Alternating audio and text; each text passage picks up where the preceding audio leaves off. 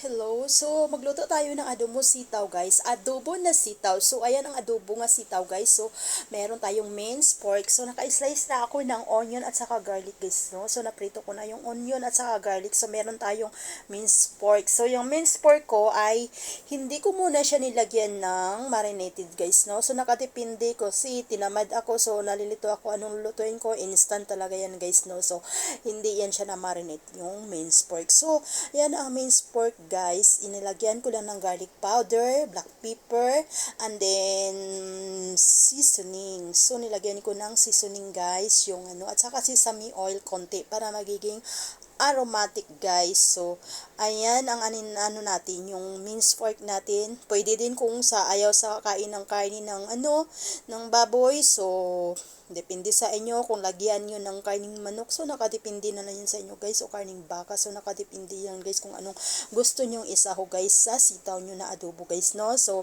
ayan na guys, no, nilagyan ko na ng seasoning at saka nilagyan ko ng oyster sauce. So ayan na guys, so at saka natin, ihalo-halo natin yung natin, yung karne natin, no, hanggang magiging adobo guys. So ayan na guys, lutong-luto na yung karne natin guys. So ilalagay na natin yung sitaw na natin na blanch or na na natin, nalapawan kung sa Bisaya man guys. So yung ganyan ang pagkano ko guys, no. So para magiging hindi siya overcook guys, no. So ayan, nilagyan ko siya ng oyster sauce kasi yung sitaw is wala yung no, so wala yung lasa pa, so nilagyan ko ng oyster sauce siya guys, at saka seasoning a little bit guys, and then lalagyan ko rin siya ng counting sugar, so half teaspoon white sugar guys, para mag-mix yung so alam nyo guys, no, so hindi ako naglalagay ng yung salt at saka yung yung tawag niyan, soy sauce, kasi guys alam nyo guys, maalat na yung guys, yung garlic powder ko guys is may salt na yun siya guys,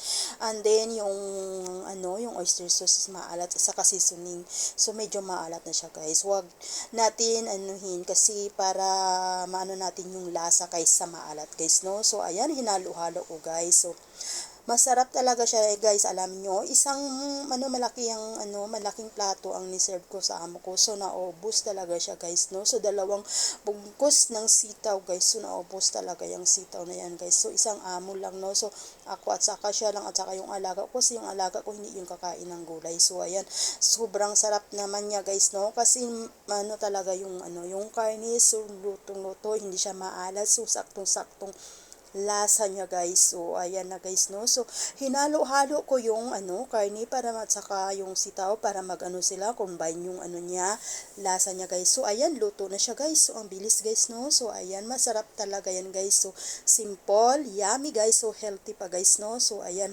thank you for watching guys. So kung nagustuhan niyo ang video ko, so please support, like and share, so comments below. So maraming salamat sa mga Bisaya din na mga Inday. So daghang salamat gayod. So enjoy cooking mga lods or mga Inday, mga dudong, mga sir. So thank you so much sa mga walang sawang sumusuporta sa aking video. So please enjoy. Thank you so much. God bless.